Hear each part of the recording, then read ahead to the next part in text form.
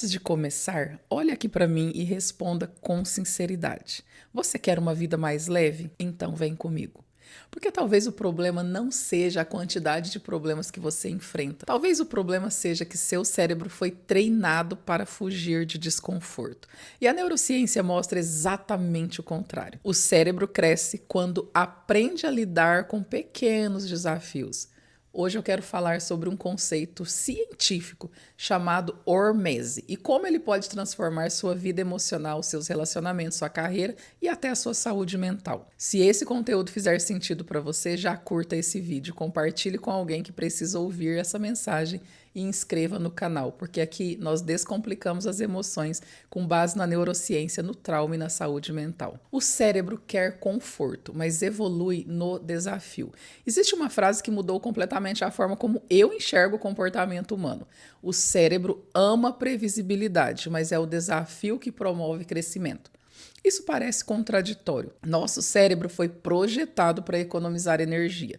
Quanto menos ele precisar pensar, melhor. Por isso criamos hábitos. Por isso fazemos sempre o mesmo caminho.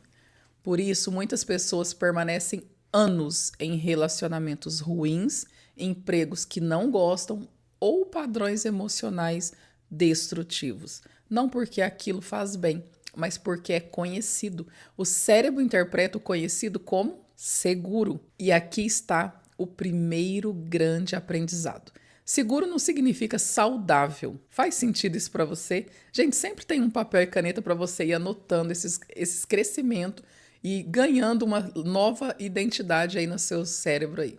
O que é hormese? Hormese é um princípio da biologia. Ele diz que pequenas doses de estresse produzem fortalecimento, mas existe uma condição. O desafio precisa estar dentro da capacidade de adaptação do organismo. Pouco desafio não gera crescimento. Desafio exagerado produz adoecimento.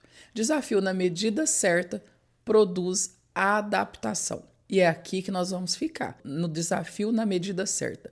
É exatamente isso que acontece quando fazemos musculação. Quando você levanta um peso, você provoca pequenas microlesões musculares. Essas lesões fazem o músculo crescer. Agora imagine se você nunca levantasse peso. O músculo enfraqueceria. Mas imagine também levantar um peso impossível. Você se lesionaria.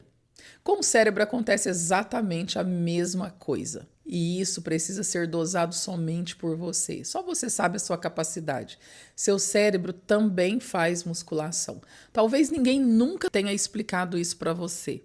Mas toda vez que você enfrenta um pequeno desconforto, o seu cérebro aprende. Quando você aprende uma habilidade nova, quando você conversa sobre conflito em vez de fugir, quando diz não pela primeira vez, quando faz uma apresentação, quando muda um hábito, tudo isso seu cérebro está captando. Seu cérebro cria novas conexões neurais com isso. A neurociência chama isso de neuroplasticidade. Quanto mais você pratica, mais essas conexões ficam fortes. Então, aqui não é nem um extremo e nem outro, é a medida certa. O erro da sociedade moderna, qual é, Daisy? Hoje vivemos tentando eliminar qualquer desconforto.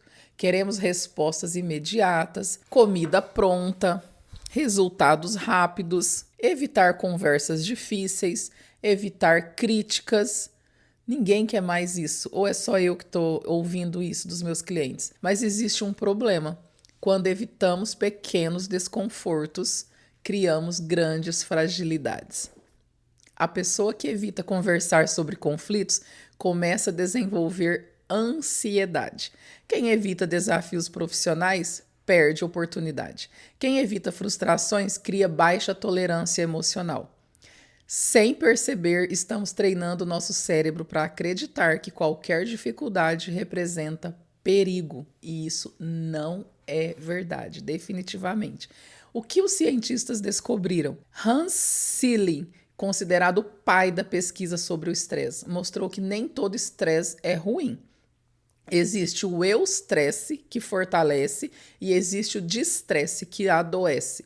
Mais tarde, Bruce Even apresentou o conceito de carga elostática, demonstrando que desafios moderados ajudam na adaptação, enquanto o estresse intenso e prolongado desgasta o organismo. Andrew Huberman, neurocientista de Stanford, explica que o cérebro responde muito bem ao que ele chama de desconforto voluntário, exercício físico, aprender algo difícil, exposição gradual ao frio, mudanças de rotina.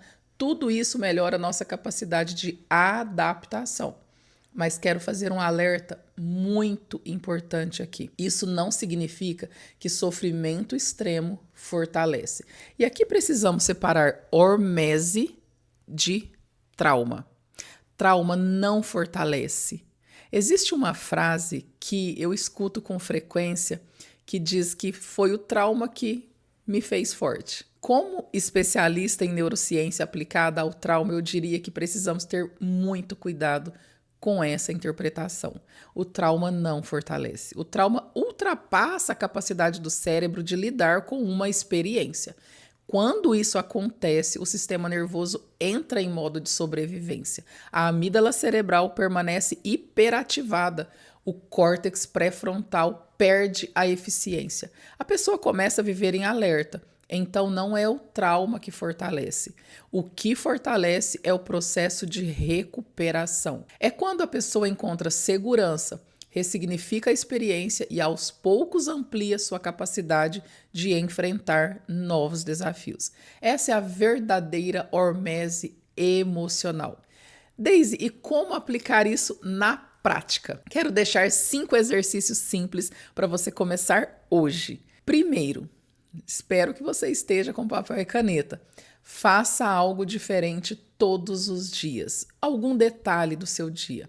Troque o caminho, leia um assunto novo, converse com alguém diferente. Seu cérebro ama novidades quando elas acontecem de forma gradual. Segundo, pare de fugir das conversas difíceis. Quem nunca tentou fugir de algo que fosse difícil? Cada conversa evitada fortalece o medo. Cada conversa enfrentada fortalece a sua maturidade emocional. E terceiro, pratique pequenos desconfortos voluntários.